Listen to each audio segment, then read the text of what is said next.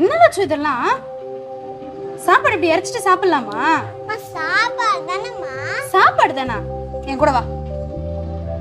எங்கம்மா கூட்டிட்டு போற? வா சொல்றேன். இங்க பாரு லட்சு, நீ சாப்பிட்ற சாப்பாடு ஈஸியா உன் தட்டுக்கு வர்றதுனால அதோட அருமை உனக்கு தெரியல. ஒரு காஞ்ச இடமா இருக்கிறத தண்ணி ஊற்றி ஏர் ஓட்டி அதை நல்ல விவசாய நிலமா மாத்தி அதுல நெல்லை தூவி அந்த நெல் விளையிறப்போ இருக்க சந்தோஷம் இருக்கு பத்தியா? அதை விதைச்சவங்களுக்கு மட்டும்தான் தெரியும். அது மட்டும் இல்ல, அது வளர்ற வரைக்கும் பாதுகாப்பா வச்சுக்கணும்னு பூச்சி மருந்து அடிக்கிறதும் வேலி போட்டு பாதுகாக்கிறதும் சரி, ஆடு மாடு எதுவும் மேஞ்சிராம இருக்கணும், தண்ணி அதிகமா போயிடக்கூடாதுன்னு ஒவ்வொரு விஷயத்தையும் பார்த்து பார்த்து செய்வாங்க. அறுவடை டைம்ல மழை வந்துருச்சுன்னா அந்த நெல்லெல்லாம் அறுவடை பண்ணி ரோட்டுங்கள்ல காய வச்சு பாதுகாப்பா வச்சிருந்து அதுக்கப்புறம் மூட்டையில போட்டு லாரியில ஏத்தி அனுப்பும் வரைக்கும் அவங்களுக்கு நிம்மதியே இருக்காது. அதையும் மீறி மூட்டையில ஏத்தி அனுப்பும் போது எவ்வளவோ நெல்லெல்லாம் கீழே சிந்திருக்கும். ஆனா அதெல்லாம் தாண்டி உன் தட்டுக்கு வருது பத்தி அந்த சாப்பாடு, அதுக்கு நீ மரியாதை கொடுக்கணும். நம்ம என்ன படிச்சிருந்தாலும் நம்மளோட அடையாளமே விவசாயம். அதை பாதுகாப்பா வச்சுக்கோ. அம்மா இனிமேலே வேஸ்ட் பண்ண மாட்டோம்மா.